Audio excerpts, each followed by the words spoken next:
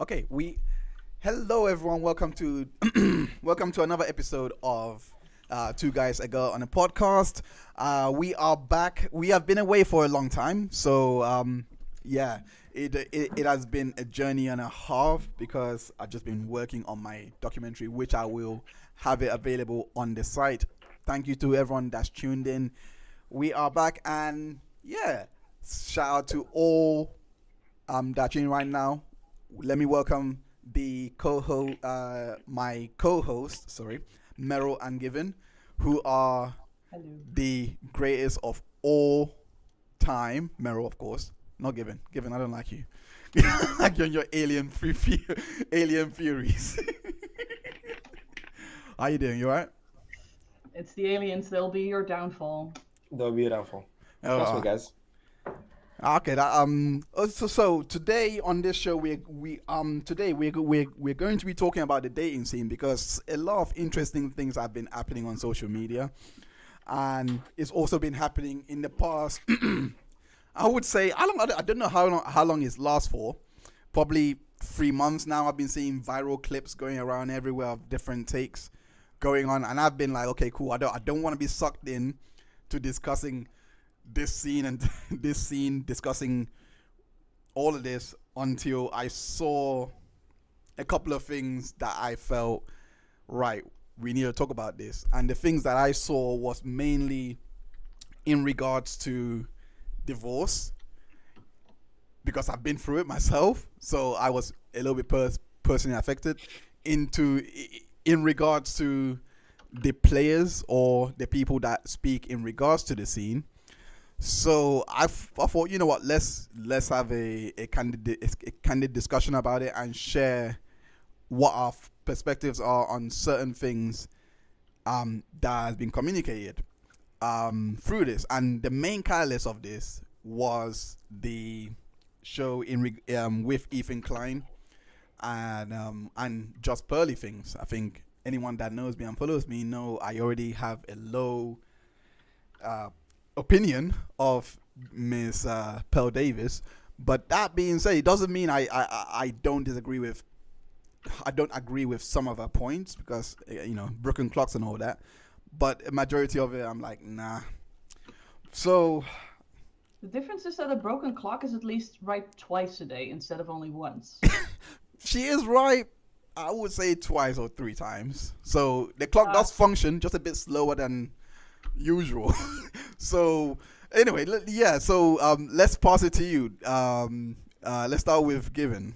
Uh, what do you think about the discourse in regards to the dating scene at the moment?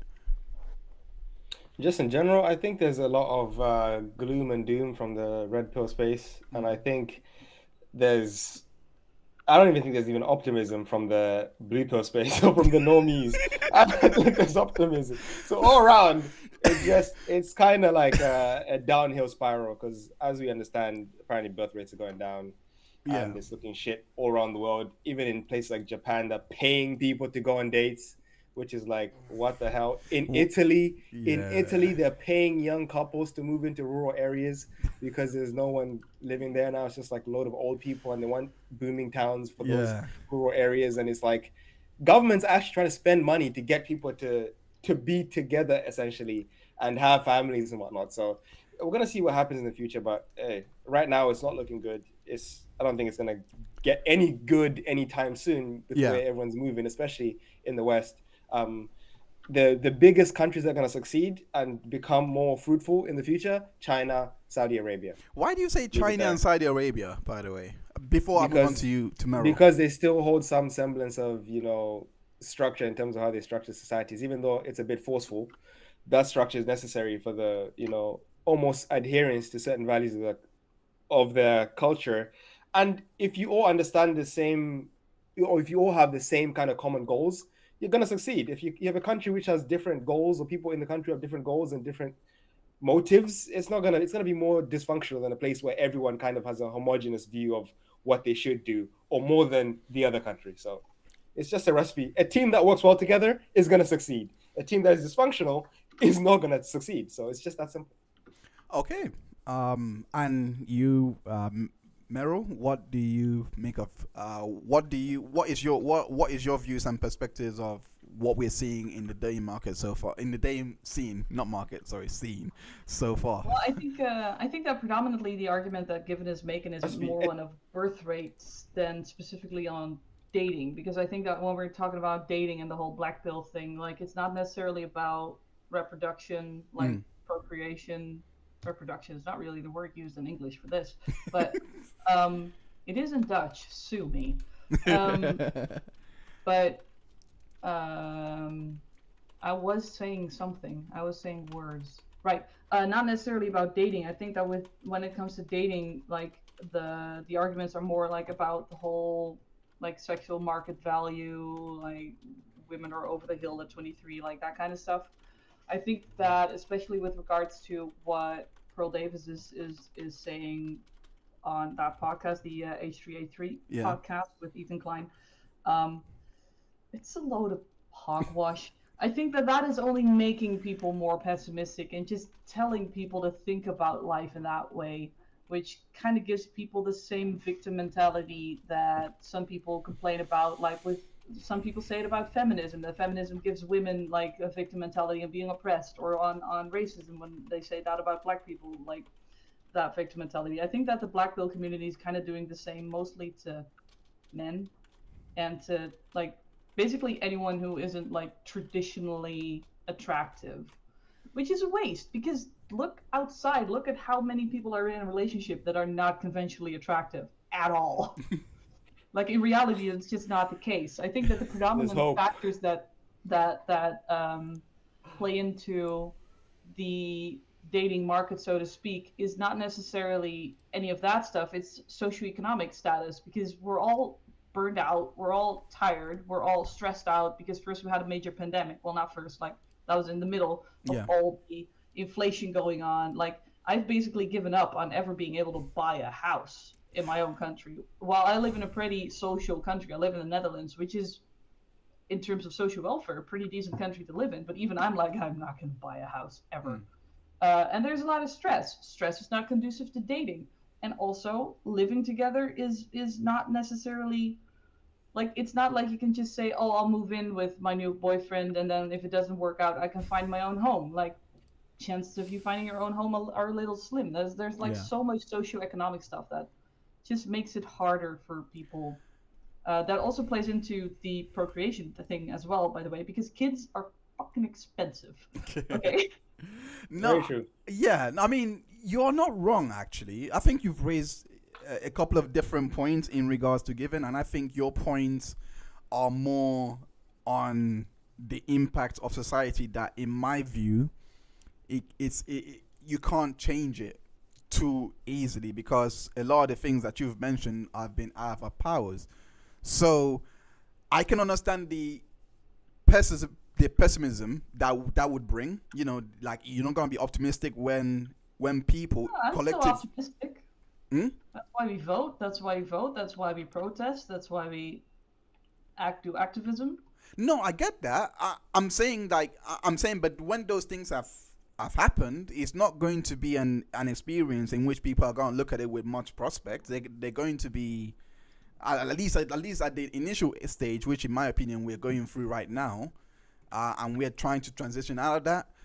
It will be a lot of pessimism. So I think what you have said has kind of highlighted that, because I feel. Do you think? Actually, let me ask this to both of you. Do you think that what Given has said in regards to everyone seeing it as, you know, as the whole scene being doom and gloom is a result of what happened with COVID, what is happening with the economy? We're not having so much money, so like we feel like when a woman, for example, says, "Oh, they want a man that date this much," every man is looking in their pockets and like, what chance do I have now? I mean, the pandemic was bad enough. Now I gotta break the bank. So, like, what do you guys think about that? There's two sides to it, because on the one hand, yes, of course, the pandemic played a major part, because we're basically still living in the aftermath of what is essentially a collective global trauma, the likes of which our generation and the previous 2-3 generations have just not. Like the last time that happened was like, at least here in like northwestern Europe. I can't speak for the whole world, but Yeah. here in northwestern Europe, that last time that would happen was like World War II, Yeah. basically. That anything of not saying that COVID was anywhere close to World War II, by the way. I did not want to go in that direction, but it's at least a significant upheaval. Otherwise, it would be Spanish influenza, which was in 1918. And there was a lot of uncertainty, and I think that it especially caused a lot of uncertainty because it's a virus. You can't see it. While in the case of a war, you know who the enemy is, you know where to point, you know who to run away from, you know. So we're still living in the aftermath of that whole thing. Yeah. Yeah. The economy is screwed, to put it lightly. So I understand the pessimism, absolutely. What I don't agree with is the people who turn that pessimism into a prescription instead of a description. Like the description is fine, but prescriptively telling people that it's no use, then I'm like, well, then you're just digging your own grave for no reason. Yeah. And given, what do you say to that? Yeah, I agree with the majority of that. Generally speaking, the pessimism doesn't help, but it's good to highlight what is happening, why it's happening, but also to have a good outlook on how we can make things better. And I think a lot of especially the black pill people, I don't understand. That's just like, I'm doomed, I'm doomed, I'm doomed. No, you have free will. You can actively affect your life around you, and you can choose to do things or put yourself in environments that allow and are more conducive for your success. But again, people find more comfort in having that mentality of, we're all screwed, but we're all going to be screwed together, guys. So let's kind of huddle together and complain about it and just, just like cry about it in the corner, bro. It makes no sense to me. And I feel like it's good to mention the shortcomings, but also there are solutions and people should seek out the solutions. Again, I think the problem is like, there's so much uncertainty in where the world is moving that people are even uncertain in the way they want to move in relationships. Like relationships back in the day had a purpose. You knew what the point of the relationship was for. Yeah. It was for the propagation of family. Now it's kind of for the propagation of happiness, whatever that means. So whatever that means. So if people understand that relationships back in the day only succeeded because people had a collective goal to just propagate the almost bloodline. That was pretty much the only goal generally. It's like, oh, I'm going to marry, have kids, raise those kids. Predominantly those kids a Western European can move forward. Christian thing, though. Can move forward. But now, like nowadays, everyone's like, oh, I want love. And if you want love, bro, most love like doesn't really last, like the feelings anyway. You have to then, it becomes almost like an act of working at the relationship. And most people today are lazy. They don't want to work for the relationship. They think, you know what, there's something better coming along the road, so why do I have to struggle here? And they leave. Yeah. Pressure makes diamonds, so if you leave, ain't gonna be no diamonds. No, I mean, I understand where you're coming from in terms of like, in terms of the goals that used to be set, and also to add to your point, I think there was also the passing down wealth as well within a family. So that was also one of it. I think, Merel, you were going to say something. But before I go to you, I just want to read out a few of the chat. We have Rowan Van Doom says, woo, Blackbird. Seems like you've got a couple of fans in the building, Merel. But that's a very, very, very good friend of mine. Rowan Van Doom. I've heard that name before, actually. I've actually seen it. Oh wait, no, that's Edwin Van Doom. My bad. I think that's probably someone else. No, her name is Rowan van Doorn. Oh, okay, that's fine. She's Dutch as well. Oh, Jennifer is here. Hello. I'm here. I call babies and diamonds. I don't know what that means, but welcome to the show. Happy to see you guys here. We're discussing once again the whole dating scene, and I think Merel was about to say something in rebuttal to what Given was speaking about in terms of how relationships were, primarily goal orientated, and people used to my own words, not his, slum it out more, and they had a collective goal. Whereas today, it seems more of selfish reasons, happiness, which he has a very hard time understanding why this exists. So, Merel, I think you were going. I understand. Okay. My own words. He understands. He just accepting it is a different story. I just think that we need to be aware that that there is a large cultural difference, like between different cultures, time periods, like. The whole traditional family, yeah, right. The whole traditional family thing, and especially the nuclear. Jesus, I can't talk today. You're fine. I'm sorry, I just had a stroke apparently. But the whole nuclear family thing is predominantly a Western Christian thing. Like, it's not like it didn't exist at all in other cultures. It's just that, especially in Western culture, there is more importance given to it than it was in other cultures. There are many cultures that even today have more of a communal setting where there's like just a group of people, and obviously you need two people to have kids. That's normal.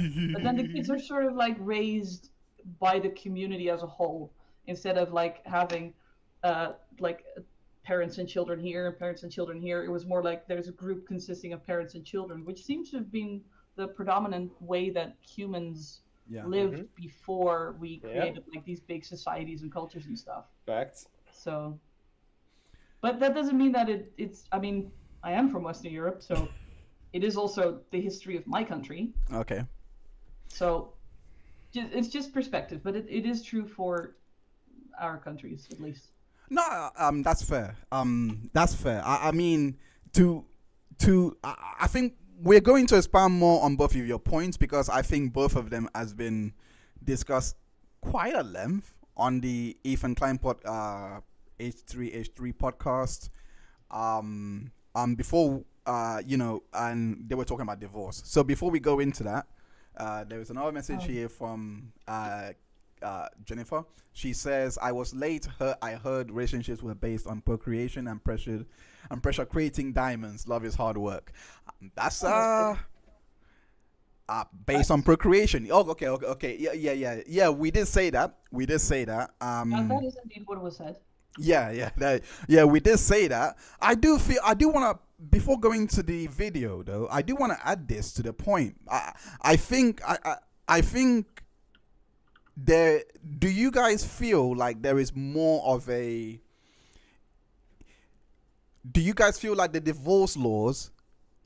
Actually, you know what? Let me phrase it like this. Do you guys feel that that I don't think. Before I say this, I don't think divorce is the primary driver of this. I think it's more of how society view relationships. So even though there are no fault divorces, I feel like it's getting blamed a lot for being the driver of people being more self-interest or being something like that. Where that could be, in my opinion, I feel like it's a byproduct of having access. Like, for example, right? And this is not a direct comparison, but I feel like it's like, remember, like, I grew up in a family where my mother controlled food. Like, she had control over what we eat, everything. So it was very healthy growing up. I think I shared this on the show a bit early, in earlier episodes, right? And we weren't allowed cookies, etc. But the minute I left home and went, and then I realized, I actually have my own money, etc. I can do this and that.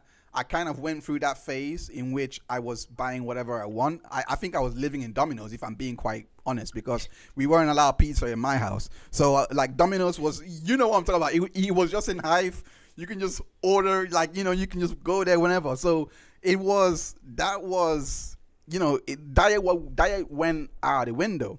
So the access to Domino's was not the issue, but it was in my story anyway, it was the change of environment and being able to have access to different areas. So I feel like what we're seeing today is a result that, hey, we didn't have access to divorce in the 50s, 60s, etc. You know, no fault divorces. You needed a really strong reason to get divorced. And then we had no fault divorces where you can get divorced for irreconcilable differences, which when you look into that law more and more, it just means that they don't want to cite what the difference is on paper, but they actually do list the differences when they go to court. But the point is, like, you know, that's cited a lot just to get the case moving, basically. Yeah. I think, it's basically social pressure. The social pressure has changed and the social norm has changed. It's more accepting of people just breaking up and divorce is more accepted. That's why the divorce rate has gone up, because people think, it's, you know, I can get remarried again. It's not a big deal. There's no stigma. There's no judgment. Whereas in other societies, the Middle East, China, people get shamed for being single and for not being in a relationship and for not holding down relationships. If people divorce in the likes of China and the woman's divorced, you know, for maybe not good reasons, then people look down on her and think, bro, what are you doing? Like, fuck up, you waste life. And most people would kind of stick out their relationships just for the sheer fact they don't want to endure the shame of the social stigma. But again, it's interesting because this is like a trial period where people are testing out this new, you know, let's just get together, break up, let's cohabitate, break up, let's have kids here and there, and, you know, I will co-parent. And to be honest, we'll see how that works out. Give it another 50, 60 years. We'll see how that works out. Yeah. And eventually we're going to kind of naturally fall into place, or a system is going to naturally fall into place that is more beneficial, because at a certain point, people realize that the way my parents did it was kind of shitty. The way their grandparents did it was kind of shitty too. So let's find a middle ground where we can probably have a happy place where we can find someone we are happy with.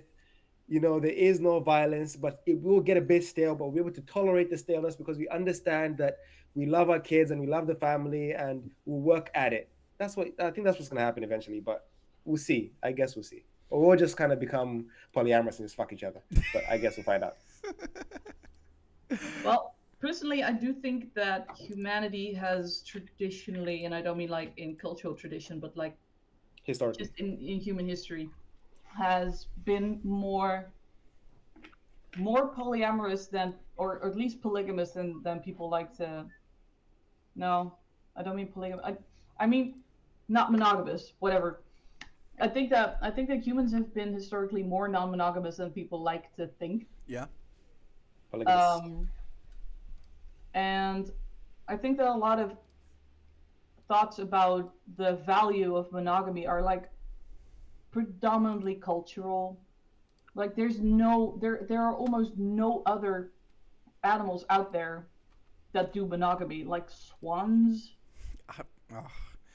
Can we stick to one species, please? If I'm being honest with you. Yeah, exactly. But we are animals. We like we have. I know we are, but like. No, but this is hold on. 2 seconds. Society, but there's a difference between nature and what comes from our society, which is also a valuable component. Like we're both. We're neither on its own. But I think what I wanted to say is that it's very noticeable that you guys come from a totally different cultural background than I do, because when I think of marriage, I think of being trapped, honestly, and I don't fundamentally believe in marriage as an institution. I just believe in, if people want to do that, and if that's how they want to show their love, then be my guest. I'm not going to ban it. I just don't think that it's this supreme good above all, and I think that is a predominant driver. I think that a big driver after people getting more divorced and breaking up more and all that kind of stuff is not necessarily this sort of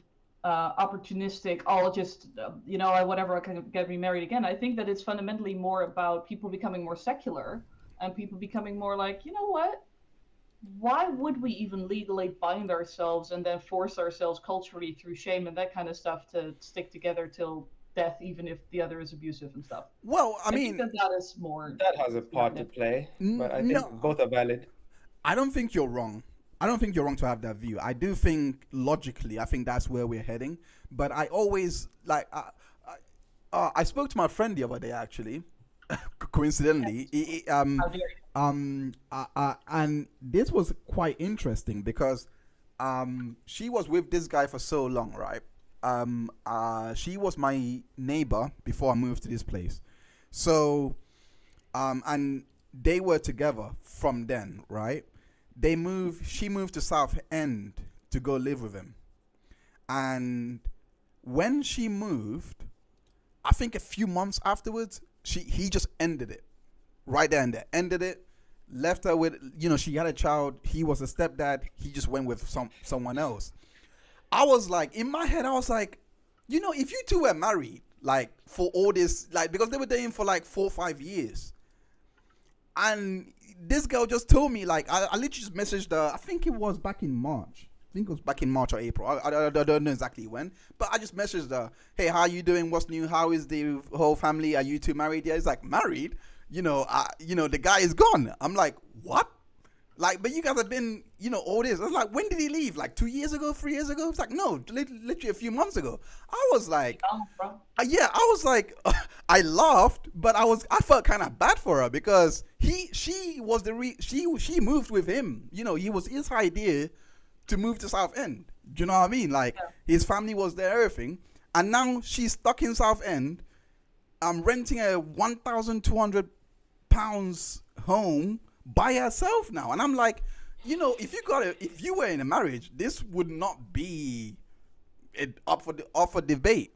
I mean, obviously the child support. At the same time, would you be happy? Because if the guy leaves, if the guy would leave, I don't think that the relationship was already in a very good place to begin with. No, I mean, I can't speak to the relationship because I actually don't know. What actually went on. I mean, I was just that friend that would check in.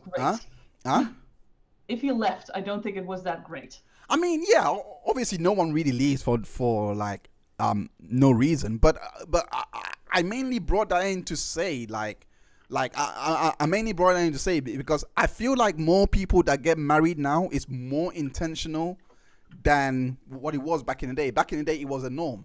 But if people really want to get married nowadays, I feel like it's more. And this was, This is what I would say. Yeah, I'm gonna cut you off real quick. Okay. People nowadays, I think there's validity to the opportunistic argument, which is that especially nowadays especially I'm going to speak for the West here, not so much the East and whatnot, and the South,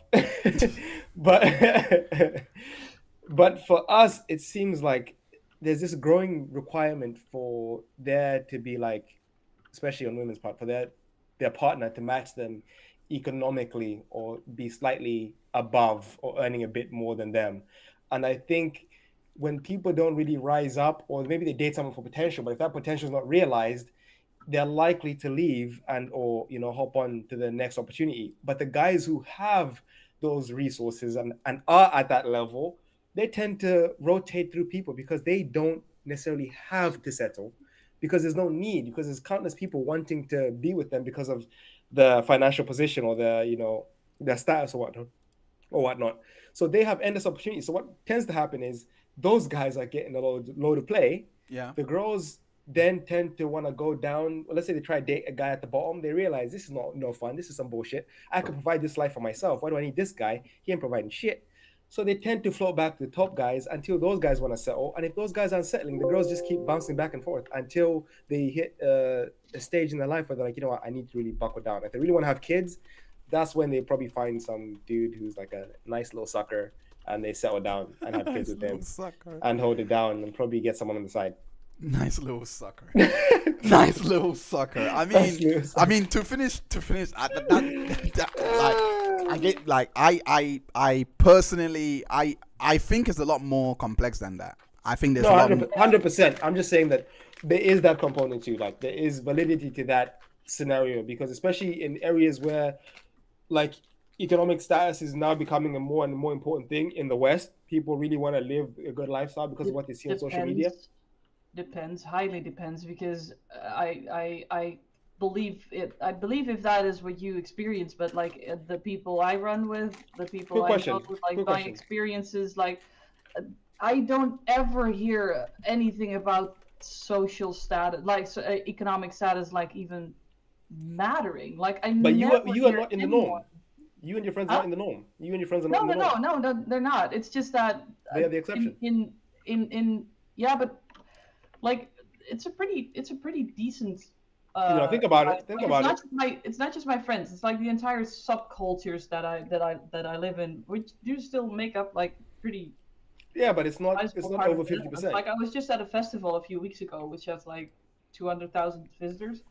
Yeah, but it's not over 50%. That's the point. No, definitely not. Definitely not. It's just very interesting that the people I talk with, and even from people like slightly outside of it, I just never, ever hear that, which doesn't mean that it doesn't happen. It's just interesting that our experiences differ so much because I just never hear it used as an argument. Have been in the amount of money that someone earns. I've been in all fields, and I feel like the type of people you hang around with are the type of people who really don't care too much about that stuff. But I've seen people on my job, like who are not part of that group at all. Like people at my job. There is more people who care about it than there is who don't.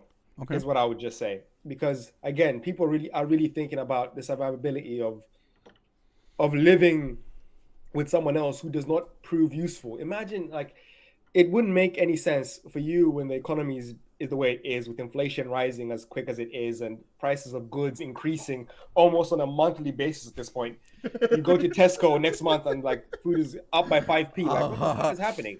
No, this is the thing. Like, people start looking at these things and thinking, bro, I need to find someone who is more competent and who will allow me to have a better livelihood.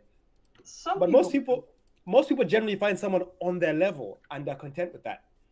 But because they have more in common with each other. Yeah, 100%. But there's that, when that person goes below, that's when the risk of like, oh bro, you're not really, keeping up or sticking with me, and they feel kind of like they're outpacing their partner and are more likely to leave, especially on the part of women to men.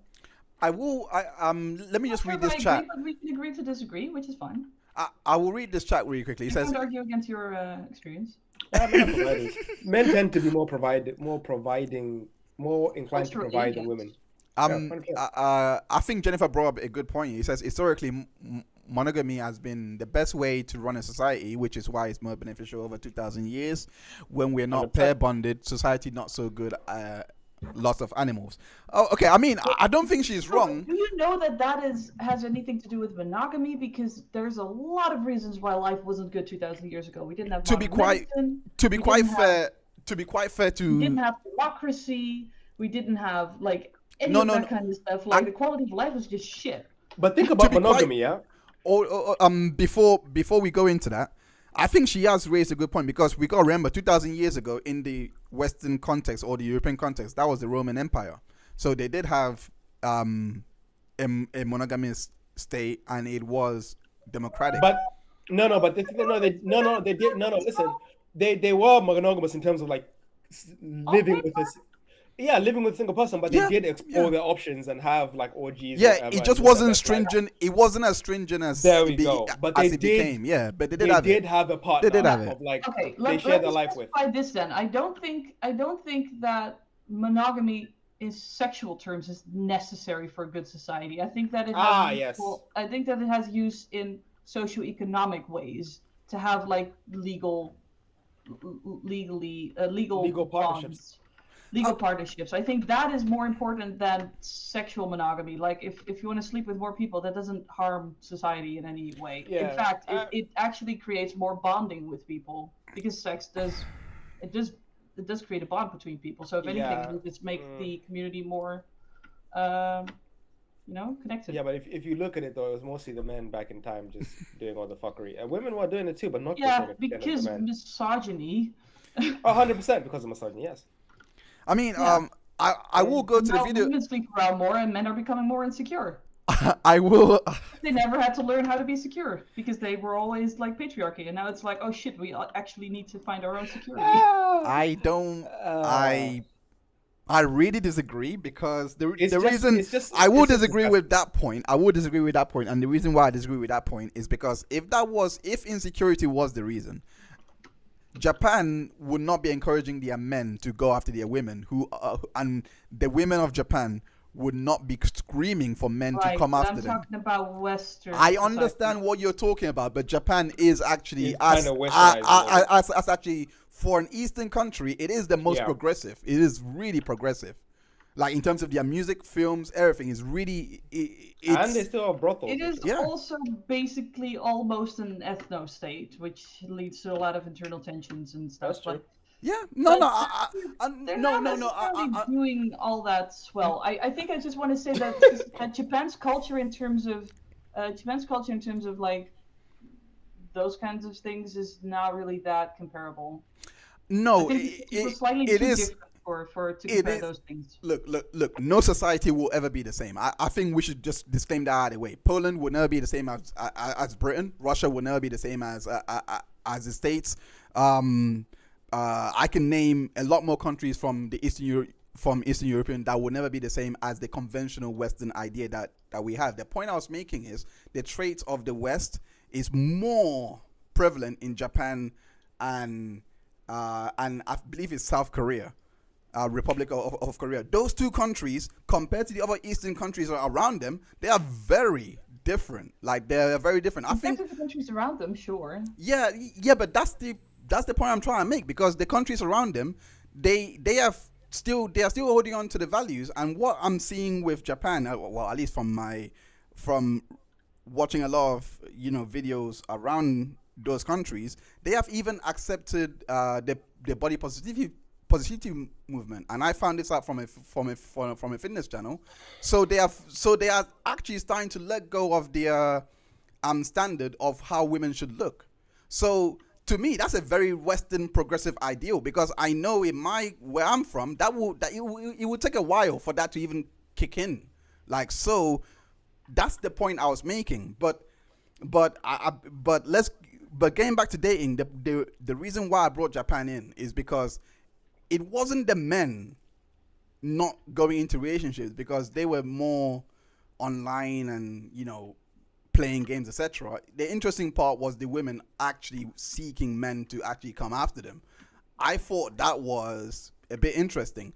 So, and I'm gonna go into the video with Ethan Klein and Miss Pearl, because she said something. I mean, she always says something that's wild, and but I think this one was a bit. It was a bit out there, so I'm gonna go with this one. I'm not sure if you can see my screen. This month's off from Voxy. Okay, it's ad time over there. Unlimited social media and 30 gig of data. How are you going to use it? Launching my mindfulness podcast. Oh dear. The fun never ends with unlimited social media on Voxy Mobile. All right, I can be banned. All right. Yeah. Can you see it? Okay, well that's a little bit silly. You have to acknowledge that, right? All right. Let's say actually, I think.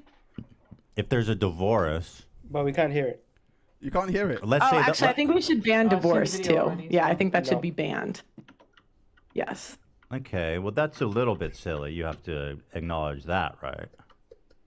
Also, they're a little strict. So banning divorce means that when you decide to get married, you are not allowed by the government to leave your significant other in any situation. While he fixes it, so the aliens. Yeah. I just think that if you want to leave, you where just the shouldn't get married.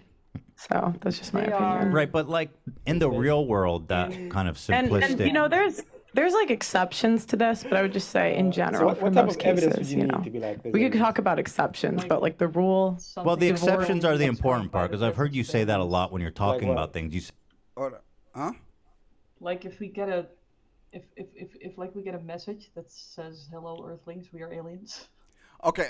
you want to talk about exceptions, but I don't know what I don't know. Can we not have private conversations when the video is playing? Did you guys? We can't hear it. We can't hear the video. You can't hear the video. There's no audio. We can't hear the video. That was what we were trying to say. Oh, okay. Yeah. Like it's not the audio's not feeding through on our end. Okay, that's awkward. Right. Mr. Producer. Mr. Producer. Well, that's awkward. But we've already seen the video. At least I have. Just give context to what she says and so go from there. I've seen it twice actually. Yeah, I've seen it twice as well.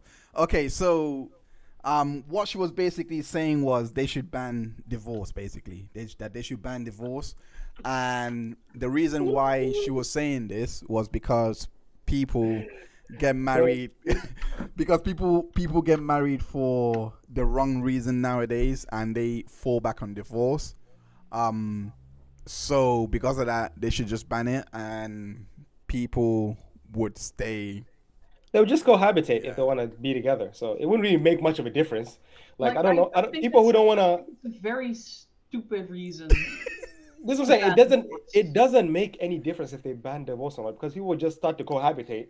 Yeah, people to not risk marry less. Pretty much. And the people who really care about marriage will marry and then have to stick it out the rest of their lives. So it doesn't make any significant difference whether they ban it or not. It won't really change anything. And the arguments that you get about abuse were also just so stupid. Like, yeah, only if the abuse is not mutual. Like, so if there is mutual abuse, it's good.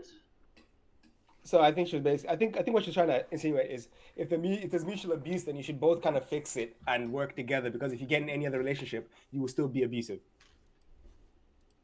I really don't think that she had the brain cells to make that argument. Yeah. No. But I think if you're thinking about what she, like, again, if someone has been in a relationship, then you are making a better argument than you're making a much better argument than her. I'll say that. I'm a better person. Just saying, like, only if it's one-sided abuse, because otherwise it's no one's. Yeah, because then the other person is not willing to engage in such depravity, and then that's just an imbalance of power. But if they're both depraved individuals, they deserve each other. The point is that most relationships where there is abuse, there will eventually also be abusive acts done by the abused party. But that's just petty. That's just petty. They should just leave. But I mean, we saw this in the Dead Free Earth thing as well. No, we know, but then those people are stupid. Those people are stupid.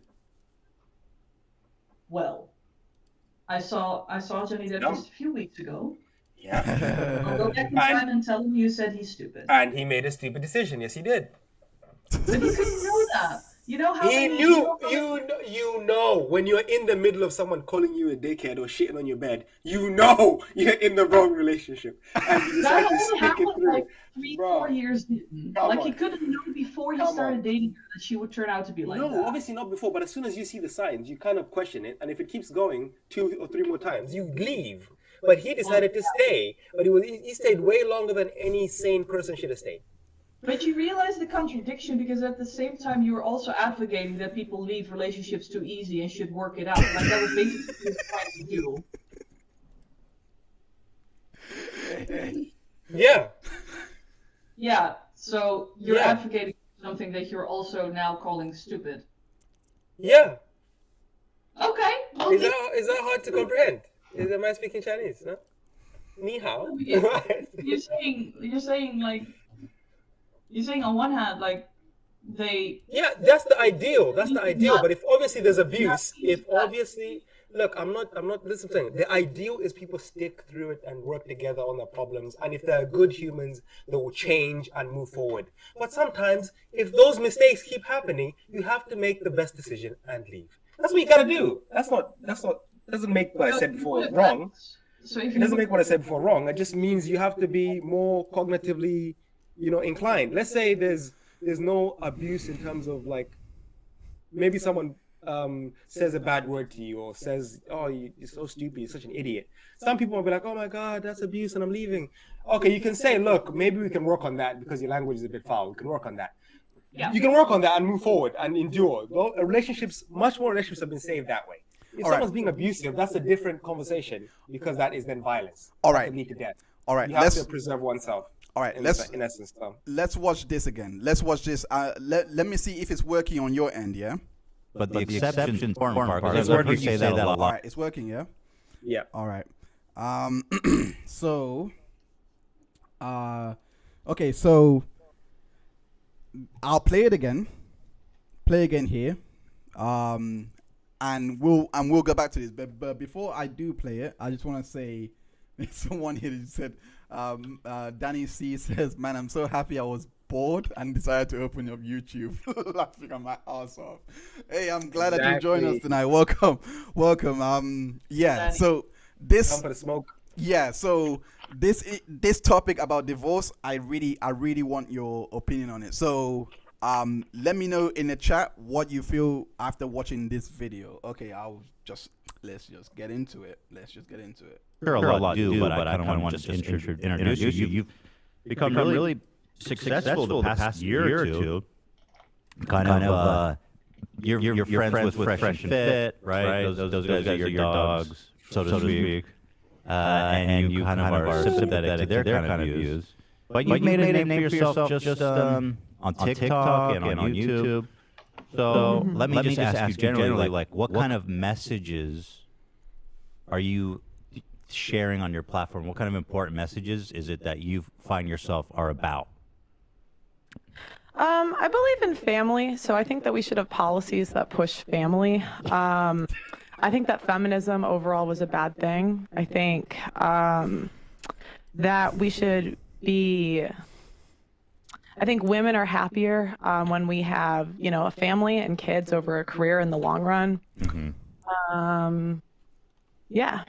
Sorry, I'm a little nervous. It's okay. Yeah, I understand. So it's more like traditional. You want people to kind of follow a more traditional path in terms of family and gender and all that kind of stuff. Yeah, well, and you just see the negative outcomes a society has when families fall apart, right? And it's especially hard on the children. Like you see, the kids are more likely to go to prison. They're more likely to drop out of school. They're more likely to, be in mental health institutions. So you just see all of the problems that come with, single mother homes. So I just think it's important that we push policies that push family. So how do you push a policy that promotes family? Like, in what way can you force a family to stay together or encourage it in a sense? Well, I think you first have to get rid of incentives that incentivize women to leave families. So, for example, child support, alimony. I'm not really a fan of those. Child support. So if there's a divorce, let's say. Actually, I think we should ban divorce too. Yeah, I think that should be banned. Yes. Okay, well, that's a little bit silly. You have to acknowledge that, right? No. So banning divorce means that when you decide to get married, you are not allowed by the government to leave your significant other in any situation. Yeah. I just think that if you want to leave, you just shouldn't get married. Okay. Right. That's all I wanted. From that, okay, I got so many questions, but I will start with this one. Do you think this is the best person to talk about this type of subject? Because I feel like she just made that up on the spot. I've never heard her say let's ban marriages. I actually feel like this is something that she literally heard and just made up on the spot. We're muted. No, I got you. Can you hear? It's just very subjective. Yeah, I mean, it's very subjective. Like any other person in her position would be obviously projecting what they want the society to end up as. No, we're muted. And they would want to be subjective. No, you're fine. Are you okay? Now we're not muted. Okay. You're fine. So. No, I saw it because I can see your OBS screen. I saw that the audio bar wasn't moving. Oh, okay. No. It's all good. It's all good. Danny C just says, okay, let's start with what the fuck did I just heard? What the F did I just? So what I wanted to say is if you want to leave, then don't get married. If you know beforehand that you want to leave, why would you get married? Obviously they leave because they didn't know that before. Most people don't get married with the intention to leave. But again, a lot of people get married on the whim of just, I want to get married and have a good wedding. So yeah, that's just stupid. Divorce is very difficult. Just don't get married on a whim, and especially don't get married to fix your relationship. It doesn't work. That's true, and a lot of people do that. They try and save or have kids to try and save the relationship, or try and emotionally trap. And not be married. That's fine. The world doesn't end. How many baby mamas have tried to trap these with kids? And how many dudes have tried to trap women with kids? I mean, to be quite fair, like she makes a lot of loaded statements without, and it comes across as if she's somebody that doesn't speak a lot. She Like doesn't believe a single thing that she just said. Yeah, I actually see. This is the thing. Like I said, I actually feel like she literally just made that up. I actually feel like she literally just made that up. No, she's been saying this for a long time. Wait, banning divorce? I know she's been saying about banning divorce. No, for a long time. No, I've heard her say banning women that vote, but not divorce. She said banning divorce. Yeah, she Really? has Oh, multiple times. She's joked about it on our own show. Do you think she was joking then? Yeah. Do you think she was joking then? No, she was serious. She told the host, like, she was saying it in a jokey fashion, but she was saying, like, I am serious. We should ban it. I just think that she doesn't actually believe in what she's saying. That she's just drifting to appeal to whatever black pill community there is. I mean, yeah. I actually think she believes what she's saying. She contradicts herself so much. But she doesn't practice it. She's also, like, very often in the podcast, she's like, okay, yeah, sure. Yeah, whatever. Like... I will say this.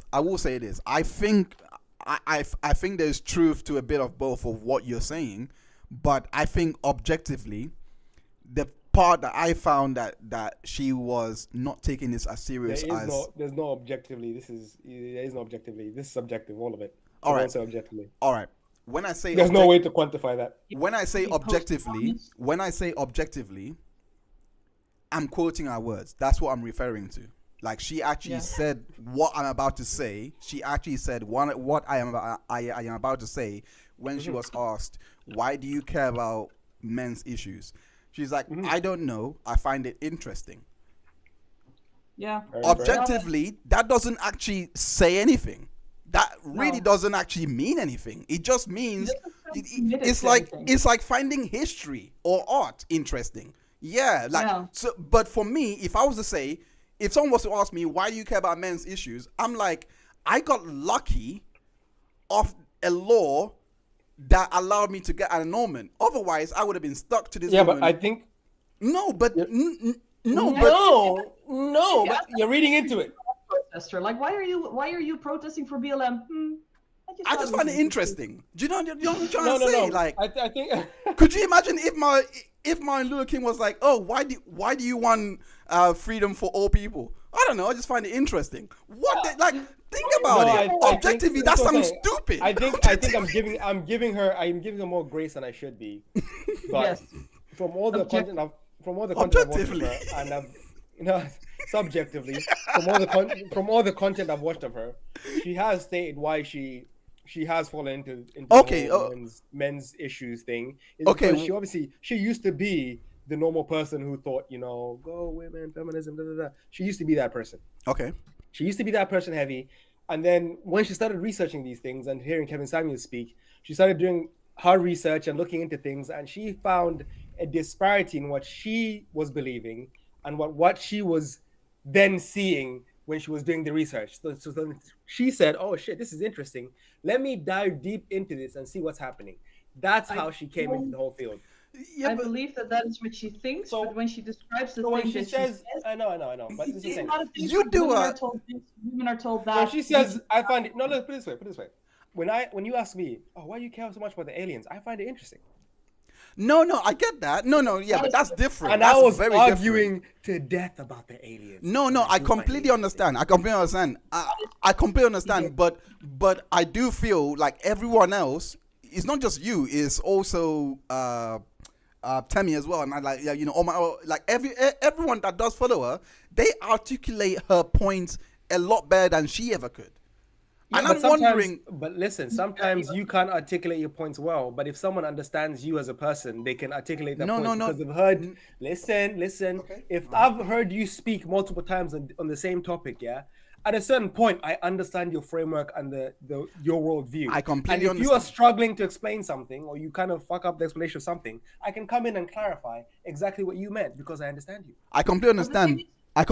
But the point, explain. The fact is that she explains almost nothing. Like, it's all buzzwords and one-liners and just vapid assertions and I just feel like, and I just feel like this, and I feel like that. Like, she doesn't sound committed. She doesn't sound like she cares. but given now like, we're just judging people sounding like how does people sounding they care? given, like, they have to be passionate and frothing at the mouth. Like, come on. Given. For whether Don't given me. Given. I just want to ask you. I just want to ask you because I know who you watch. You've watched Samuels. Everyone. You've watched exactly. So has Temi. So has everyone else. And the people that articulate her points better. It seems to me that they all know where she's drawing the parallels from, where she's drawing the references from. And they're like, oh, that's what she means. That's what she means. That's what she means. But the point is, if she cannot even articulate this, if she cannot even say this, and yet she has this platform where she talks about it every single day, does that not suggest, because practice, repetition is a mother of skill. Practice. If you're talking about this every day, it should at one point become almost muscle. But did you not hear what she said when she came on here? She said, I'm nervous. I'm kind of nervous. Were we not listening to the same thing, or were you just being obtuse? No. Were you not being obtuse? Okay. No, listen. When you are nervous, your ability to explain things kind of goes away. We all understand this. We all know this. And you stood in front of a crowd trying to explain something you know intrinsically. Sometimes you might struggle and stumble on your words, or say things in a way that is incongruent with your complete beliefs. We understand this. Fair enough. Given. I get your point. I get your point, yeah? This is my point. This is one interview that she said, yes, I'm nervous. I've seen her on True Geordie. She wasn't nervous, and she spoke just like this. That's where I find it interesting from. It wasn't from this interview. It was from the True Geordie interview. Cool. She never said, I found it interesting. True Geordie actually asked her. I think you just want more elaboration on a topic. No, I don't want more elaboration. I'm pretty sure if you actually drilled her down, you will find more elaboration. That's what Ethan did. And did a pretty good job drilling her down, and he got nowhere. I know, but she doesn't like Ethan. She's not trying to give Ethan any ground. What? Okay. All right. She doesn't like. We know she doesn't like L3. We know. Okay. She said she doesn't understand what she's saying because she doesn't believe in it. Fair enough. If that's your belief, that's fair enough. Okay. Danny says, of course you shouldn't go into marriage thinking I can just get a divorce, but banning divorce. What? I want to kill myself. Okay. Hopefully you won't get banned for saying that. It doesn't. This is the thing. Like, it actually, like, intrinsically, it doesn't really change anything. No, I get it. What I would suggest is maybe making more benefits for people who have families and long-lasting families, where you maybe give them more tax breaks for longer years of marriage together and more successful. Against child support.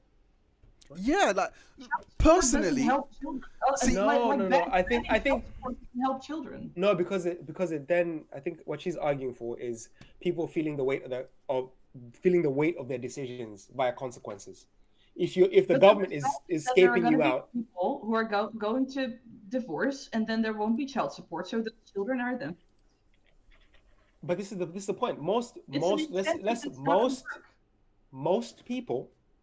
We're gonna talk about most people. Most people will support their children. Most people are not fucking like idiots who will just leave their children high and dry. Most people will support their children, but most people don't want to support their children beyond the means of their children and give this other person a whole different life that they would have had, that they would never have had without their child support, essentially. I mean, that's the point. You made a baby together, so you have responsibility for that child together. Yes, for the child. Yes, for the child, but not for the other human being who's an adult. No longer, because the thing is, the only reason that she says she's against child support is because one, she wants to force people to stay married, even if there is mutual abuse. Two, she just wants to ban divorce in general. But I think the most important driver here is that she's anti-abortion, and her whole argument rested on. Because a woman can choose not to be a mother by having an abortion, but a guy can choose. There should be financial abortion. Let me finish. But she was like, with abortion, you can choose to not be a mother, but a man cannot choose not to be a father because he's forced to pay child support. And I think she's so pro-life that she's like, well, then instead of saying both abortion should be legal and paying child support should be forced, so both have like should not. Weight. Instead, she's like, well, it should just be banned so that we can also ban abortion. Like, she's just trying to even it out to get that anti-abortion thing in. Yeah, see, I don't agree with that. I think you should let abortion be, and at the same time, you should allow for financial abortions on the man's part. I think that would be a more beneficial system, because that way people have the choice to evade, because everyone now has a choice. Everyone has a choice. No one's trapped. That would be the best system. Or no one has it, or no one has it. You either all have it or no one has it. That's what it should be. Yeah, and I think that what's also very important to take into account is that a lot of people who are anti-abortion, who use the whole think of the children and it's a life and it's a human and the It kids is a life. It is a human. and all that stuff. Those people most often, not always, most often do not push for any policies that are going to help the child after it's born. Yeah, maybe not. Yeah. So it's just like the child is like super important, and once you're born, you just whatever, not my problem. Yeah, but the child is important. The life, it's life. Better education, especially in neighborhoods that especially in the U.S. where schools are funded by property tax, which is just ridiculous. See. Like, for better schooling, for better healthcare, for more maternity leave, so that and paternal leave as well, so that the kid can have like a good bonding with their parents once it's born, like all that kind of stuff. I'm like, if you truly care about the children being better off, fix the socioeconomic stuff, fix better healthcare, fix education, because otherwise the child's going to get born into a shitty situation, is going to have a shit life because it was forced to be born. If we can euthanize pets when they're suffering, I don't want kids to be born into a shit situation. I understand. It's not good either. I understand her point was predicated on abortion, because. Thank you for listening to my TED talk. No, it's fine. No, I just don't want us to go into the mechanics of it. But yes, her point was based on that, and what Given was saying was she was also advocating for financial abortion. The point is, I personally just feel like she got that from a Dave Chappelle skit, Sticks and Stones, where he made that joke where he said, "Hey, if she can keep the baby, your body, your choice. I get to decide what I do with the baby. My money, my choice, basically. I don't want." That was what he was saying. Argument. You made the same weird statement on the draft, saying that women shouldn't be allowed to vote. She literally said women. I know she. Unless they were drafted. But this is what I'm saying. And I'm like, well, then just say that women should also be drafted. If you want equality, like have both. No, but this is the thing. This is the thing. She's speaking from a subjective standpoint because she doesn't want to be drafted. So she's saying, I would rather lose the vote. She made this point. Yes. I'd rather lose the vote than be drafted. But if they do have the vote, then they should also be drafted. Okay. In essence. No. I think best thing, the draft should be abolished. Like, fuck that. Okay. What are you talking? This is how nations fail. The draft should be abolished. This is how nations fail. What the hell? How many officers, like American soldiers, were killed in Vietnam by their own people? Like, fragging is literally just. But you need bodies on the field, man. If you get drafted, you're not going to be a good soldier. You need people No there has been that want to be there. the centerpiece of. Wait, Merel, 2 seconds. Who do you think will win in a war? Yeah, the country that has draft or the country that doesn't? There are way too many. Which country is likely to win? There are way too many other factors. Just I don't want to. Hey, guys. No, give me 2 seconds. Which one do you think? Yeah, but we're getting sidetracked. We're getting sidetracked too much. We are getting sidetracked. This is not. This is really not conducive. Oh, guys, this is really. This is really not conducive to the overall topic. It's really not. These are Pearl's talking points, and I feel she throws it out there. And this is the damage it causes. We actually don't focus on the issues. We actually don't, because there are a lot of issues around relationships, around everything. But when people talk about it, we don't actually talk about it. Like, no, it's fine. I mean, we can do a. I'll answer you after the stream. Yeah, but I mean,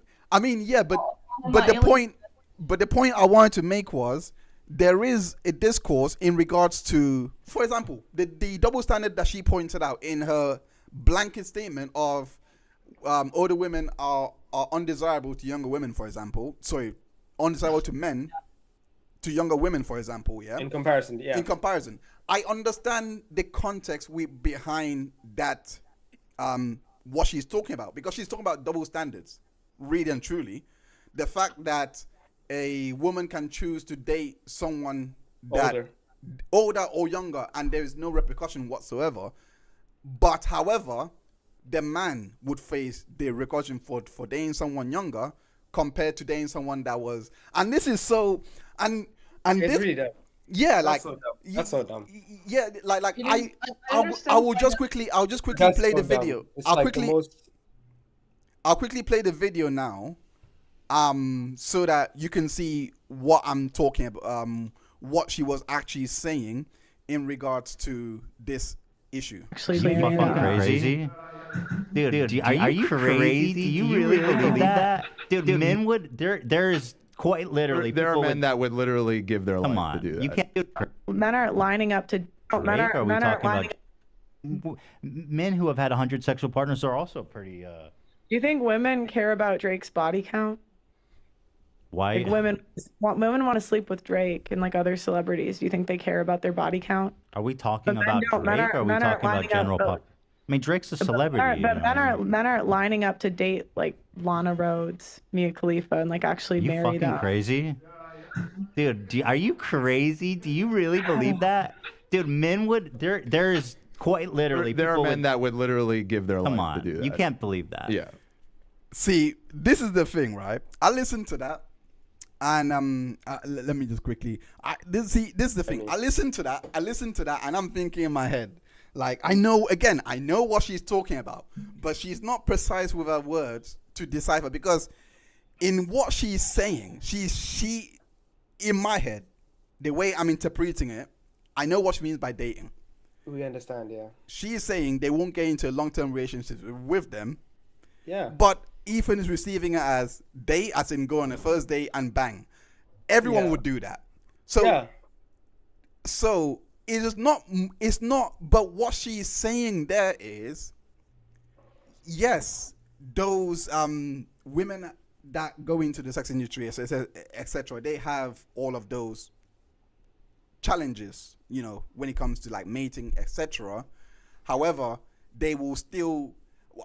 However, what she's missing is like, regardless, for both men and women, and I will say this, given you will disagree, but for both men and women, they will find their partners eventually. Eventually, they will. They will. They will. They will. Yeah, what are you talking about? I don't. They will. It wouldn't be. This is my point. It just wouldn't be who they want. Oh, obviously. It just wouldn't be who they actually or had in mind of wanting. Yeah. And objectively, for women, that stacks up more for women than the men. However, because that's the case, and the way I have understood it, because that's the case, men are not allowed to have a certain preference to date who they want. So they can't date overweight, they can't date older or younger. This is the oppression of the older bullshit. single People woman. should date who they want to date as long as I it's agree. both consent. I completely agree. I just wish it was really that simple. But I agree with you. I actually don't disagree, because the reason why I don't disagree. Saying that. I think I don't think you know this story, Merel, but I was friends. My friend last week, I think I told Given this, but not you. I was in such a shock that I told my friends when this happened. But my friend, I told her, I've just had this life-changing experience. I'm broke now. I'm at a point that I can't really, date somebody. I can't offer them anything. So I'm trying to rebuild, right? And by the time I probably reach my peak or success or whatever, yeah, I'll be like 40, 41, right? So by that point, I'll look to have. Yeah, I may have told Danny as well. Go on. But anyway, yeah. What happened was, right? I told my friend when I reach 40 to 41, that's when I'll probably have enough money to build a family, be a responsible father, because I would have something to support my family, right? So I'm gonna date someone that's like 25 to 35, right? Because of this, and I kid you not, she said I am a pedophile. I was like, oh what? my god. Oh. I mean, she said I'm a pedophile. At first, I was like, she's trolling. I was like, she's trolling. She's got to be trolling. Does anybody know that the root word of pedophile, paidos, means child in Greek? But she actually, her logic was, when you meet, let's say you meet a 25-year-old. I'm 41, she's 25. When I met her, she would have been, I think she said 5 or 15 or whatever, yeah, by the time I was 31, right? By the time I was 31, she was 15. So therefore, I'm a pedophile. She's extrapolating downwards. Like, what are you doing? What the hell, man? It's So the I most was dumb thing ever. I was like, wait, what the hell? So I looked at, and we know, like, you know, Khalees, who's 43, 45, 43, 45. I don't know how old she was. I said to her, Khalees just got married or got engaged to Bill Murray, who is 73. Is Bill Murray a pedophile? And she said, yeah. I was like, Khalees is 43. I was like, forget my example. This is ludicrous. She said, because Bill Murray was 27, Khalees was born. So therefore, I'm like, are you saying that Bill Murray was... Shit.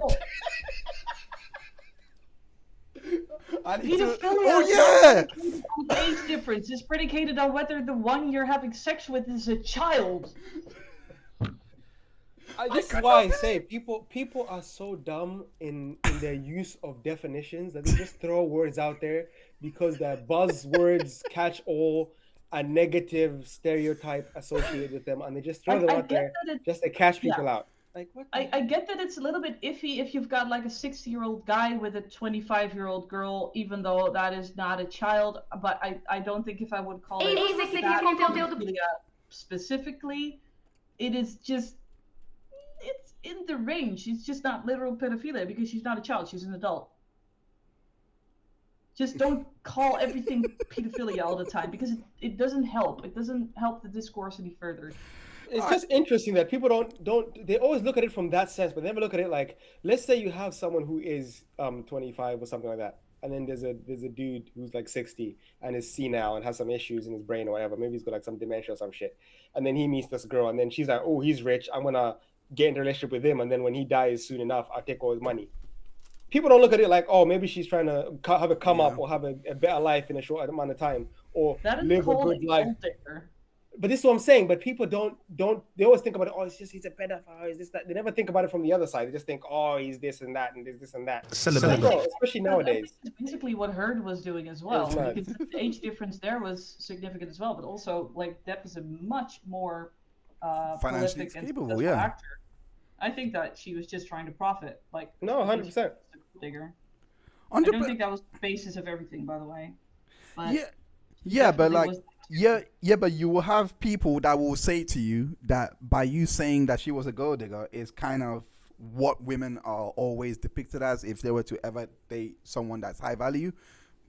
Sorry, not. Let me change my wording, change my verbiage. Someone that has a lot of wealth. Go on. Yeah, but you can date, like, the point is not what the two people who are dating are, whether they're rich or poor or old or young. That's not the point. The point is what the intention is behind it. Like, did you marry a rich guy to get at his money, or do you just love him and he happens to be rich? That is what matters to me. Because otherwise, say that you marry someone and then later they get rich, and then you're like, oh, but now I have to divorce because otherwise I'm a gold digger. Like, no. I think people just sticking their nose in adults' business is just plain stupid. If it's something you wouldn't do, don't do it. Don't do it. Don't go around preaching your morality on other people. Absolutely. If it is legal within the law, you're fine.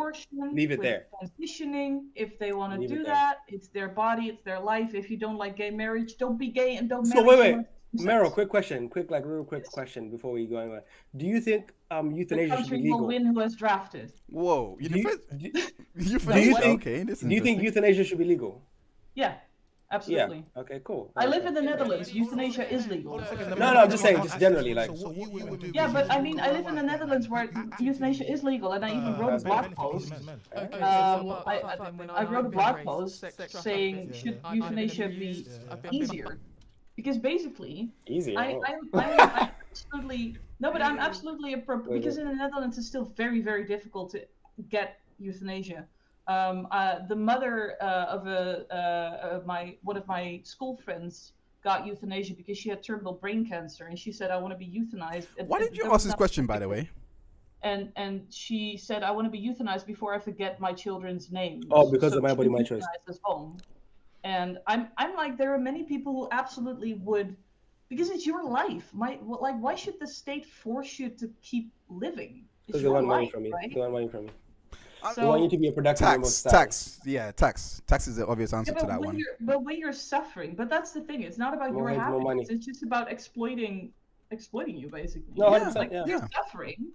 I think you should That's be how allowed society functions, exploitation. And it's much better because we do have a lot of suicides in basically every country, and they're only going up, as far as I know.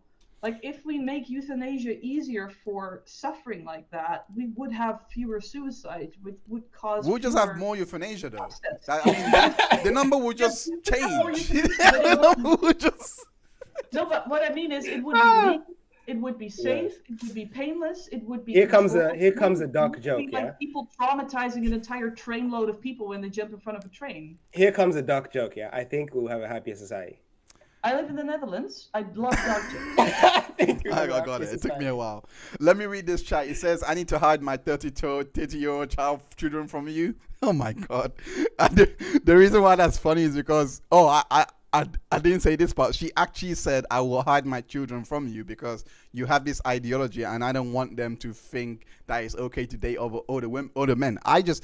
That was when the friendship ended. I just didn't care at that point. I was like, she texted me saying I was being overreacting. I was this, and I just left it on red. I just left it I just fine, blah blah. It's just like, when you get out your feelings, message me. I'm like, okay, fine, that will never happen. I'll always be in my feelings since that's how you categorize it. I said this is a choice. My feelings are my choice. My feelings, my choice.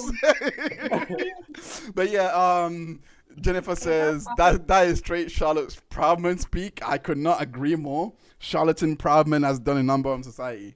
The next video, I don't think you guys have seen this one. So this one is a bit new, but it's called the Sinners Podcast, and basically it was quite interesting because there was this. I can't find the exact timestamp. But what was basically being discussed was if it's so easy for men to have sex, right?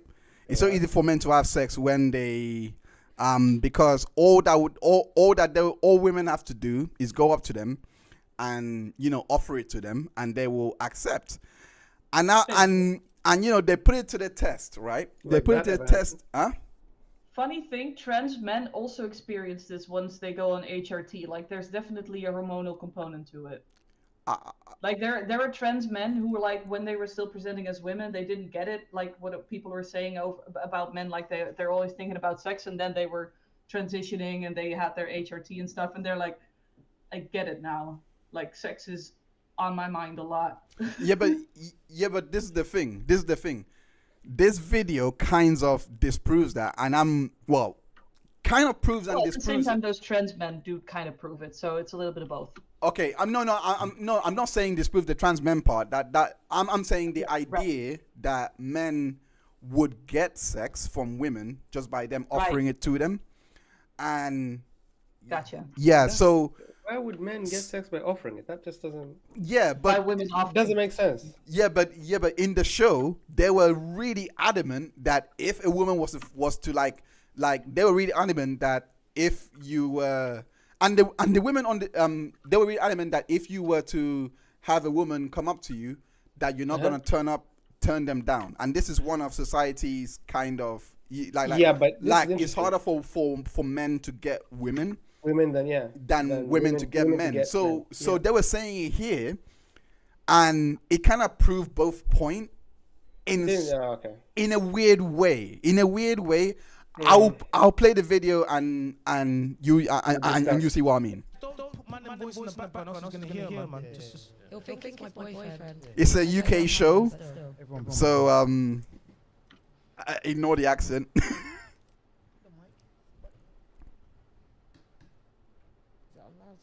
We can't hear anything. I used one simple Oh, webinar come on. presentation to produce Oh, come on.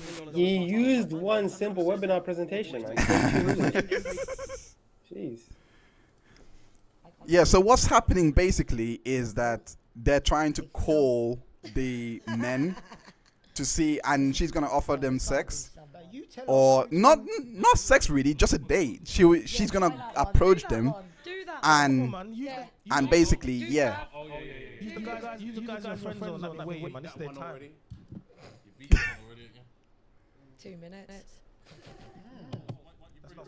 Yeah, but see, the thing is, I'm gonna do it again. You beat him already. Yeah, They're actually calling to actually test this theory out. Bro, she sounds like she was born on the streets. She's an OnlyFans model. Like her story, like all their stories are so tragic. Let us listen. Come on, give us some juice. Give us some. This could be my future husband. Could you imagine?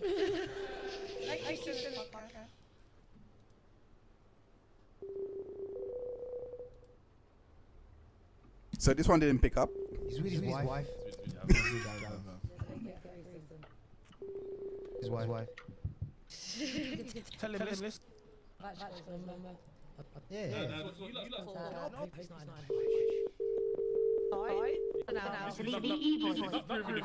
I can't lie.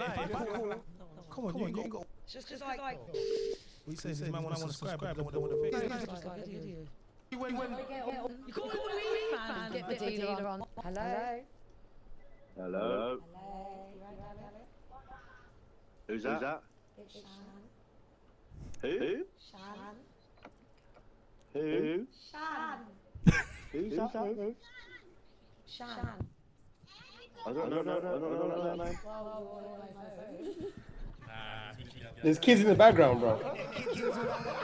I know, what the hell? Yeah. So that was the first point I was making, right? So that first scenario proves one side that, hey, a man would not.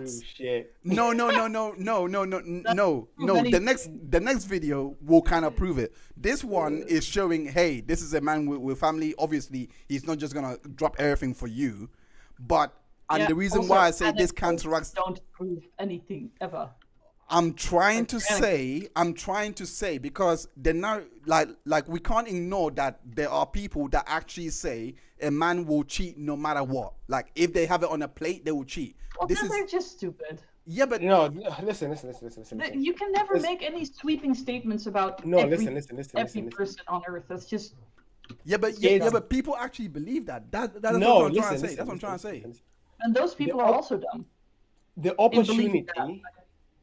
opportunity has to be ripe. It's not gonna be just any time, any place, anywhere. The person will be like, "Yeah, I'll take it, no matter what." No, it has to be like they're single. They don't have anything better to do. Even if they're in a relationship, it could be that they're at the club with their boys, their friends, and they're getting lit. And maybe they don't have any morals. And maybe all their boys are with girls, and then another girl showing them interest, and they're like, you know what, the boys are doing it, fuck it, the boys aren't gonna snitch on me, fuck it, I'm gonna do it too. There's that component, and again, it depends on the circumstances. If a man is with his kids and a woman calls him and says, hey, like the fuck, he's gonna look at his kids and think, I'm good, mate, I'm good. It's just not the time for it. It's not the time for it. It's just, it depends on the time and the place.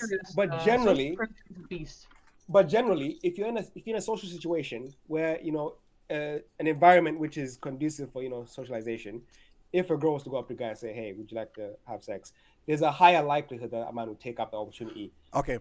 Instead of like a broad daylight situation. Yeah, higher likelihood is like the thing, you know? It's a higher likelihood. And men have a higher likelihood or propensity to cheat if presented the option than women would. I think so, yeah. I think that's fair. I don't know. I feel like men have more self-control. Hold on. Let me. Okay, fine. Since you don't want to let me finish my point, I'll just go ahead and play the video. Thank you. All right. Punishment. It's punishment for me. It's punishment for me. Flipping neck. I just go ahead and play the video and then I'll make my point afterwards.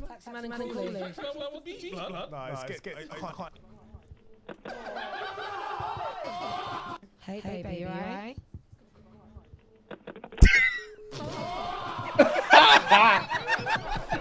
Cause no, listen. You know what? Pause. It just sounds like a scam. It sounds like someone trying to scam you for money. Yeah, I think you Like, should check this it's- like in a club where people are drinking and you just sidle up to Exactly. someone. No, And they and then can you're see like, you. hey. But this The one, point this is they can part, see you. This this just part right wild. here, is what I wanted to get to.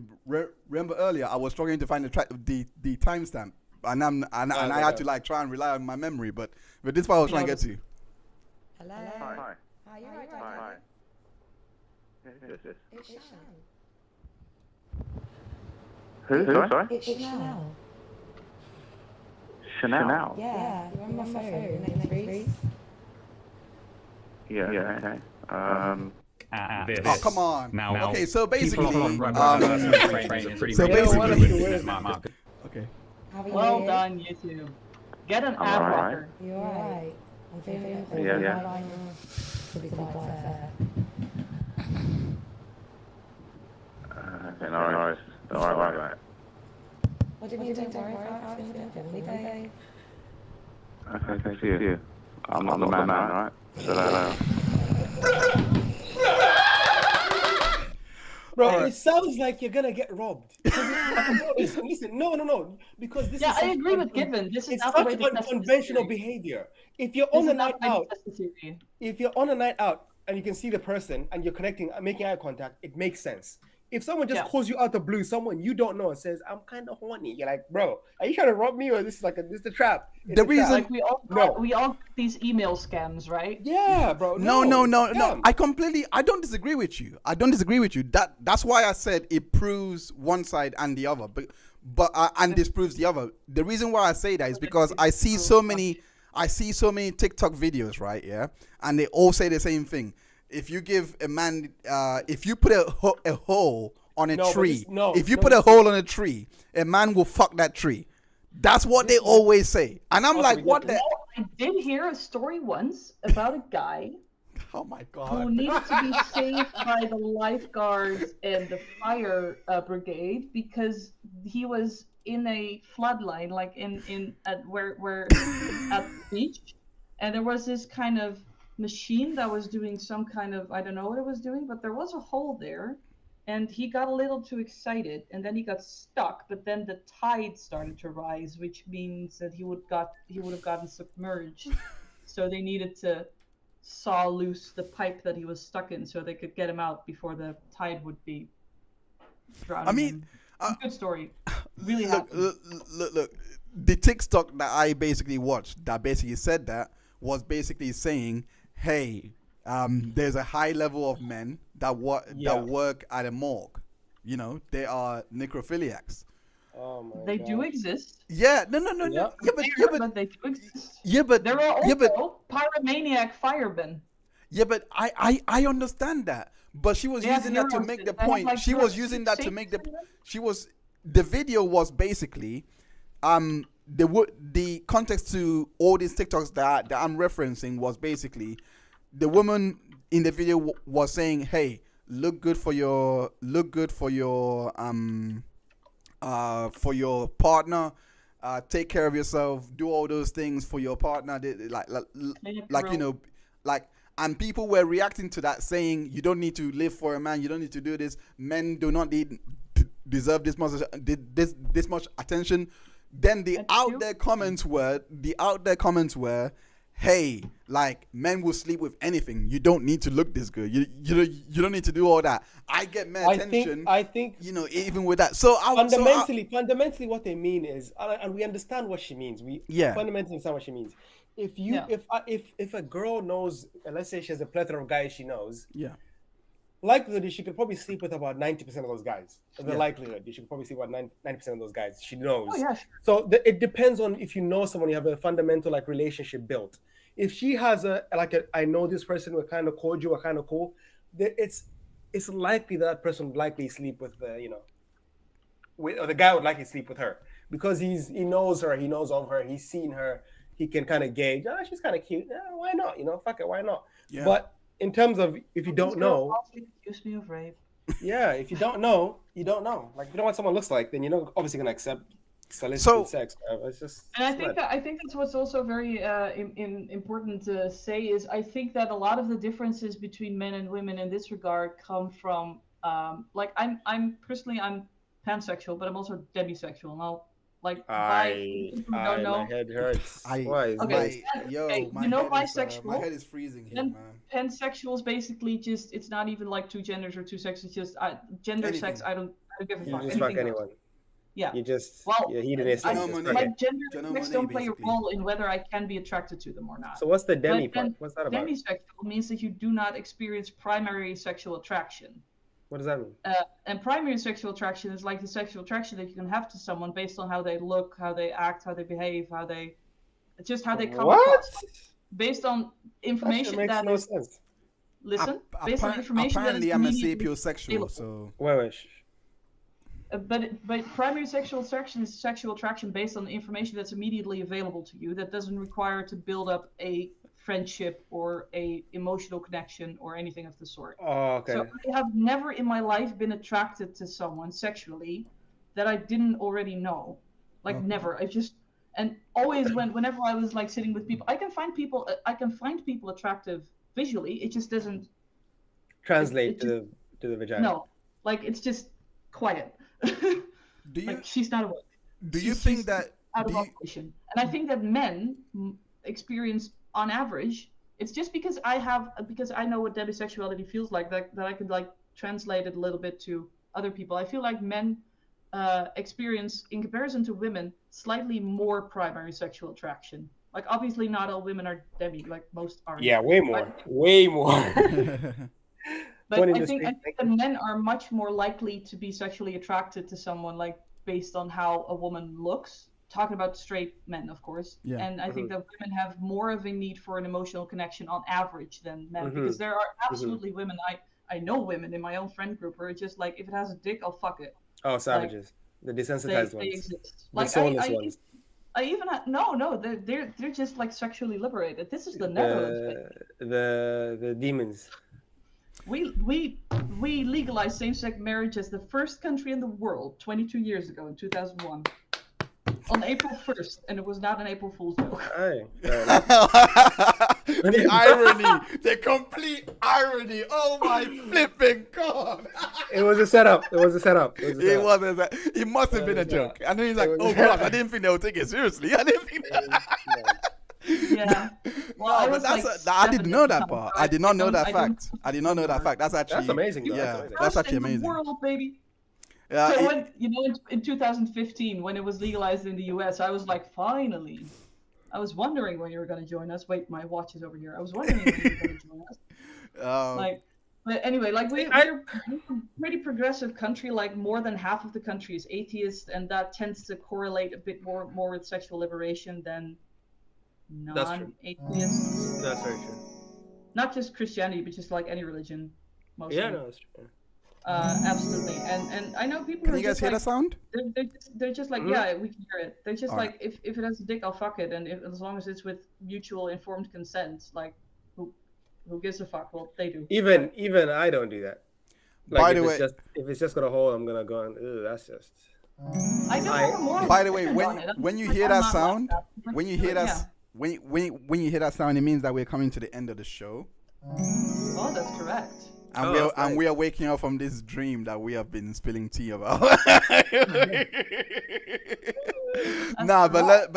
Let me. Having too much fun. Today has been a lively conversation. I do want to close off with right, because I always look. We talked about the fact that hey, we have a doom and gloom situation. We looked at how phrasing and language is actually confusing or muddying up the waters, that hey, even with Pearl going on a Twitter rampage tweeting so many things like regarding the age gap, etc., that it's just causing more and more confusion. And then we arrive at, hey, there is so much nuance to this conversation. So my question to everyone here is, including the chat, I do want to have your opinion on this. Who actually should be having who should be the person that people should be listening to in regards of dating advice? Because I feel like it is such a pivotal choice that you're going to make in your life that your people are always going to be interested. It's not going to be something that people are going to be like, no, dating is not going to die out. Yeah, it's people are always going to be interested. So who are the ideal people that you should listen to? Is it the YouTube corner of Red Pill, led by Pearl Davis and Fresh and Fit? Too much and whatever podcast, the Black Pill, I don't know who leads it, but it's some nihilistic avenue that I don't even want to go down. Is it spaces dedicated to gender alone? I think that what's most important is to realize that the only person who is going to be able to give you good advice is the person who is not trying to make sweeping generalized statements. Like, you need to listen to people who are able to understand nuance and not say like, oh yeah, women want this or women want that, because there's just wait a minute. That is helpful to that is generally, like, some generalizations would be helpful for men. No, but just say like many women. Just say like many women want this, and not like. Just say most women want clean guys would not be an understatement. Yeah, okay, but clean, come on, that's like. But some people don't understand these things. That's why you need to generalize some things. Well, I don't think you need to generalize. Like, why would you need to generalize? What harm is being done by saying most? But that's still generalizing most people. Yeah, but we can. I do understand Merel's point. I do understand Merel's point. Guys, let me quickly just say this. Let me quickly just say this. Because we all understand when someone says these people we all, like, you have to be dumb to think that they mean every single person in that community. You literally have to be dumb. A lot of people are dumb. I mean, look at the Black Pill. The Black Pill community is basically people who don't understand nuance, who just see one. But there's always gonna be those people. But what I'm trying to say is that don't need to encourage them. Like, don't feed them. Yeah, but some generalizations are important. Like, for example, make sure that when you go into the relationship, make sure that your needs are met. That what you hold true. That's not what I mean by generalization. What I mean by generalization is like on how other people behave, what they want. Yeah. Like. Okay. Like, you can say. So give example. Give example. Own shit in order, but like saying women want this or men want this or women don't like it when you do that, like, that's so personally dependent. So like, you can't just say that. So what examples of a generalization would you consider is healthy then? Oh no, she doesn't consider anything healthy. Any generalizations, apparently, because you don't generalize. You just. No, I mean, okay. Just Given. What about you? What about you then? Let me. Okay. As long as you communicate that this is not something, like, loudly, because some people are stupid, like, loudly, that this is something that will only be true for many, but not just like women want this, because then people will go like, women want this, you're a woman, therefore you want this, and that's not true.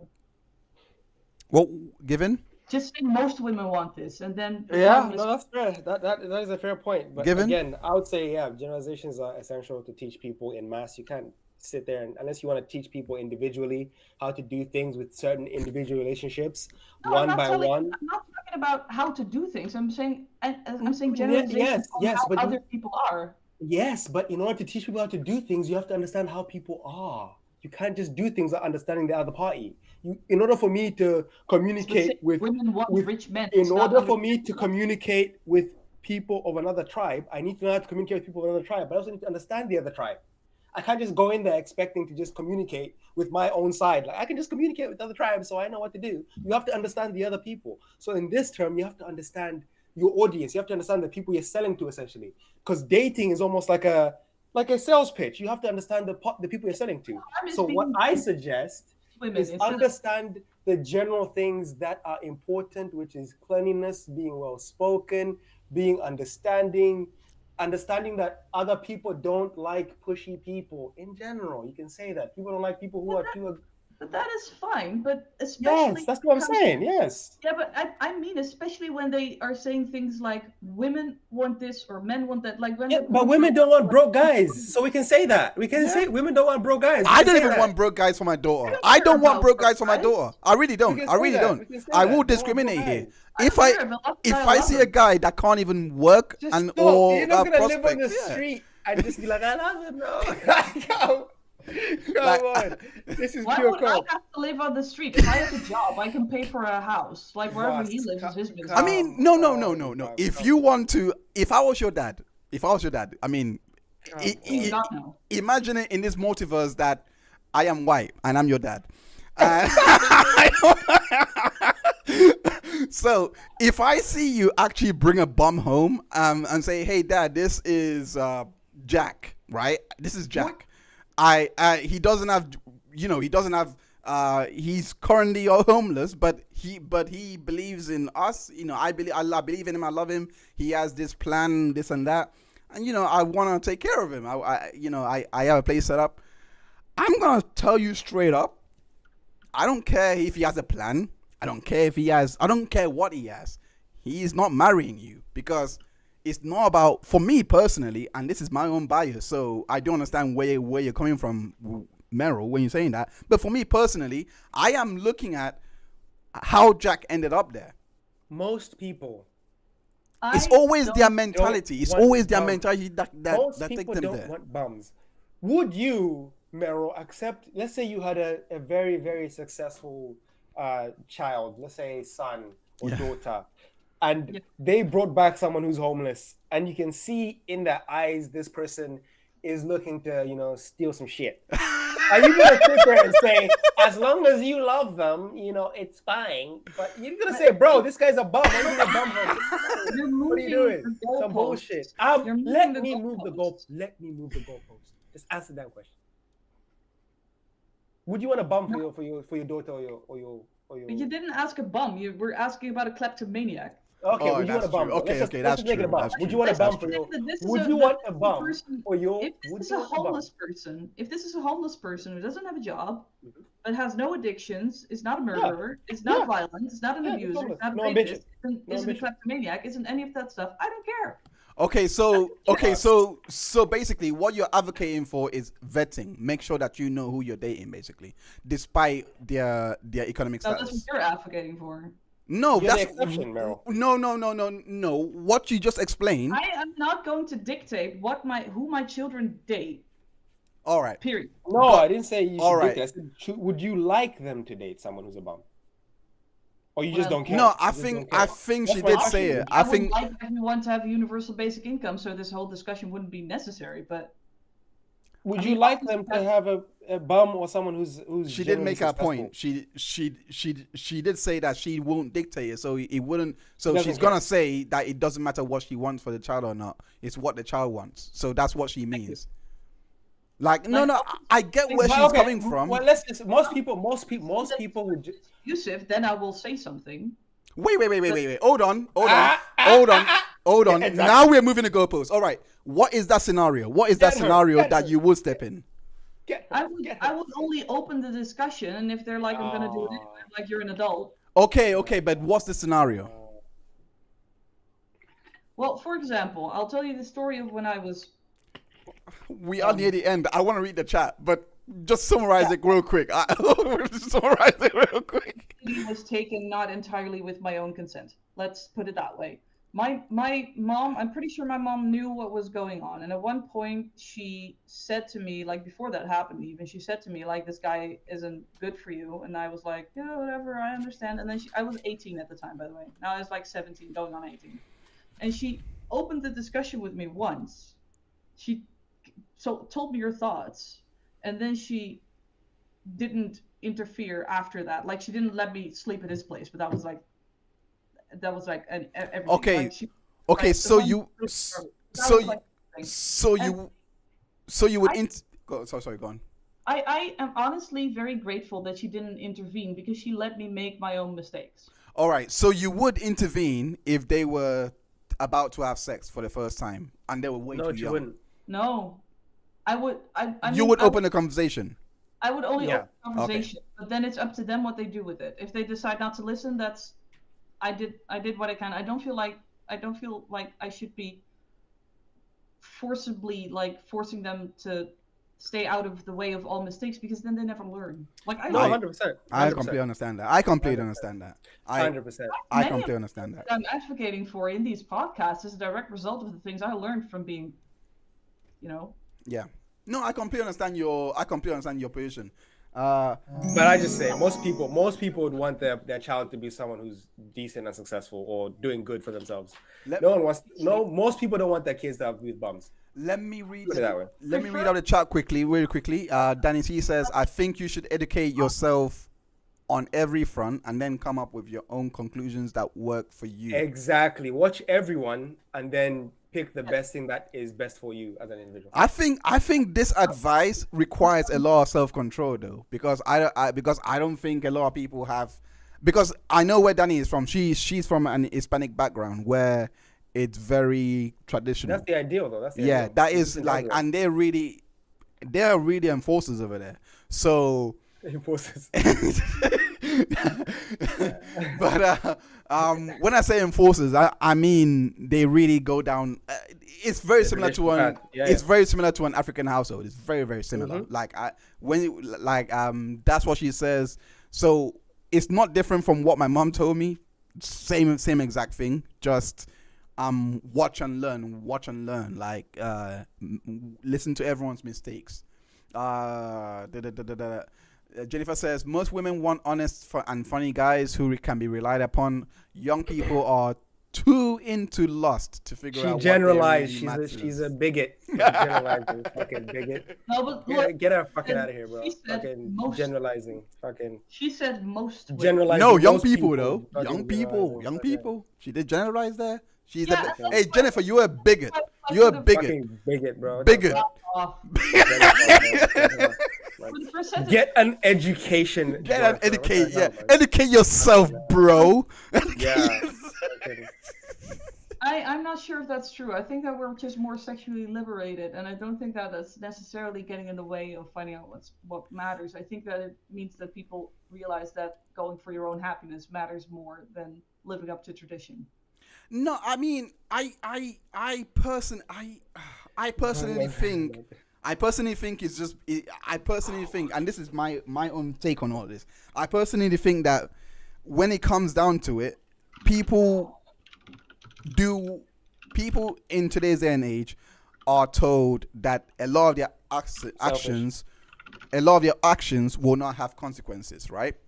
Mm-hmm. A lot of the actions will not have consequences, and when they grow up, and this is men equally, because when they grow up, they find that it does have consequences, and then they start to be like, hey, I shouldn't have done this. Like, for example, when we look at men, when we look at men, for example, right?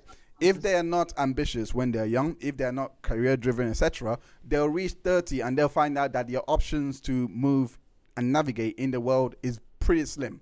And then once your confidence is affected, unless you are a very highly motivated individual, which contrary to popular belief is actually quite low in number, but if you are an highly motivated individual, that can be a very difficult situation to actually pull yourself out of and be like, right, I'm like, so for men, that's the experience. For women, they may grow up to actually find that when they have been sexually liberal, etc., they may not get the partner that they desire when they reach a certain age.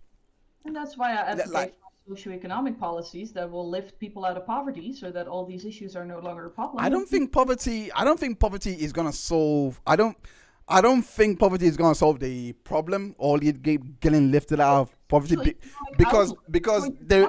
Like, you don't need motivation if there's a universal basic income. The reason why I say this is because when you go to like countries like, for example, Africa again, like African countries. That's not a country. Okay. Sorry. Okay. When you go to those countries, right? When you go to those countries, you will find that motivation is at an all-time high if you want to survive. So, so it's not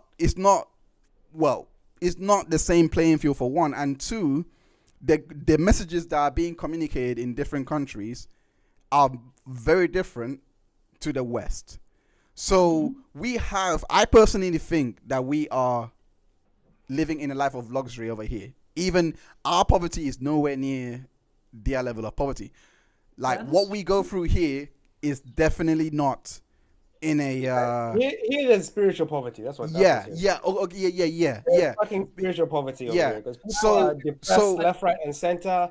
Over in Africa, the rates of depression, even though people are struggling, the happiness there is like I guarantee you, it was much more happy environments being around with poor people, all of us having a good time playing in the fucking swamp and the fucking pond, than fucking talking to people here who have established careers and saying, "Oh, my fucking life sucks." It's like, bro, what the fuck are you talking about? Capitalism sucks. You have no fucking perspective over your own fucking life. Like, people have no, because people who are stuck in the West don't have appreciation for what they have because they don't see how the other side lives. They've never experienced how the other side live. So for them, this is why I always say people who are born rich are severely handicapped in terms of happiness, because if you are poor and you rise up the ranks, there is benefit. You can see your life improving slowly, and you can get that kind of dopamine hit from that slow, gradual improvement.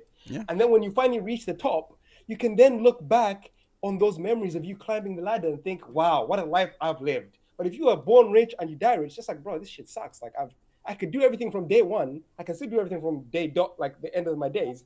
Life sucks. You experience everything. Exactly. And that's why I don't think this universal fucking whatever is good, because people will just kind of be like, oh, we have everything. What the fuck do we need to do? Like, what I mean with universal basic income is not that it's going to make you rich. It's just going to mean that your people can survive. Yeah, like your basic sustenance and survival is secure. And then if you want to live comfortable, like more comfortable, like I just mean I would like to live in a world where people don't have to worry about rent, about food, about living paycheck to paycheck, about providing for their kids. Like I just want that. Would you like there to be like free energy, free transportation? I'd love it if everything is free in life. And free food. Like if you want all these things, find the aliens. Find the aliens. Okay, Jennifer says, I think at least healthcare should be free, because health shouldn't be dependent on your money. I mean, we do have healthcare in the UK. I mean, it's pretty much really good over here. It's always dependent on your money, though. That's the question. That's the thing. Even if it's in a free healthcare system, I will say this: you might not reach the doctor before, because there's a queue of other people who equally need the doctor as much as you do, and you might die in the process of waiting. So it's never free. If you have money, really realistic situation. If you have money, it is a realistic situation. I mean, when COVID happened, there was backlogs. People who needed to see the doctor for like cancer and shit had to not go to the doctors. I know, but I'm just saying. In life, we don't have pandemics. I know. I'm just saying, even in a free healthcare system, there's still drawbacks to having that free healthcare system, because there's always going to be drawbacks. There's too many people. Yes, but like COVID, there's not enough doctors. Waiting lines is not yet. That's why we should invest in better education as well, because people don't go to university anymore because they're like, I'm just going to be saddled with debt and I'm not going to be able to find a job anyway. We should invest in more automated medical systems, more robotics in terms of surgeries, more for those things that cannot be done by. All right. Yeah, we need more robotics in the medical field. All right, we're gonna have to bring this to a close now. I'm just gonna read this last message. It says from Jennifer. It says, money isn't the motivation for relationship for most people. It may be a factor, but it's nowhere near the top. And she has said that she's been teaching teenagers for a long time, and they view relationships differently. She's been obviously teenagers. I think her point is very important, because how the young people view relationships will reflect in society in probably 5 to 10. No, you don't think so? How did you used to view relationships as a kid? I used to view them idealistically. I used to be like, oh my god, I just want to be in love. I just want to be in emotions and kiss my loved one and have a good time. Most kids. I'm older than him, by the way. I'm much older than him. I didn't view relationships like that. Most kids Most kids, I when they're understand. kids, don't view relationships as a serious slog of work. When you become older and you realize there's kids to be taken care of, if I do want kids, then you start looking at relationship as a money needs to be there in some capacity. No, I completely get Okay, that. but you're jumping from I completely get that, and I feel jumping. like we have run out of time for the show. I feel like we run out of time, and I just go on. What my are you gonna say? parents' Sorry, Merel? relationships when they were teenagers is totally different from us. Like every generation is, as teenagers, as adults, going to view it differently. That's just people are more connected now than they've ever been. So there's more exchange of ideas. All right, and Given, what's your final word? Jesus Christ is King. Jesus Christ is King. That's his final word. Merel says that we are living in an age where people are a lot more connected, and Given says Jesus Christ is King. All I got to say is you all are a bunch of crazies, and it has been a pleasure speaking to all of you. When you speak to someone, just do so respectfully. Trans rights. Say trans Yeah, when you speak to someone, anyone, just do so respectfully. And always put yourself, and I mean this in every way. I don't care if you call me a narcissist. I don't care if you call me selfish. I don't care if you call me entitled. Put yourself first in every situation. Put your don't do that. If you have kids, don't do that. No, Don't do hear that me to out. kids. Let me Don't do finish. that to your kids. Did not interrupt you. yourself, you cannot take care of Did not interrupt either of you. What I'm trying to say is put yourself first in every situation. Your mental health first. Your health first, and this comes with an important caveat. The important caveat is if it's not reciprocal, if he or she is not giving you what you are valued, what you want, what you have communicated to them that this is what you want, these are your boundaries. If that's not being met, put yourself first. But when you meet, put them first. Take their values on. Make sure that you actually listen to them, take on what they hate, what they like, and work around that and build what they hate, what they like. I will repeat, what they hate, what they like, and work around that. Make sure that it's an equitable starting point. You work through every single situation that you have. That's my unsolicited advice. Take it or leave it. But if you are being violated, leave it. That's all I'm gonna say. If you're being violated, if you're not being taken care of, if your emotional needs, all those things not being taken care of, leave and do not look and back. it's not selfish to do so. Yeah, and you won't be wrong for doing that. Take care of yourself. Thank you so much for everyone that tuned in. Thank you, Jennifer and Danny and everyone else that participated in the chat. Aliens are coming. The next aliens are coming. The aliens are coming. The aliens are coming. The next show we are going to be looking. The alien. The next show we are going to be looking at Andrew Tate, and yeah, we're gonna be looking at consent in regards to Andrew Tate and what that all means. What a misogynist! Talk about that guy.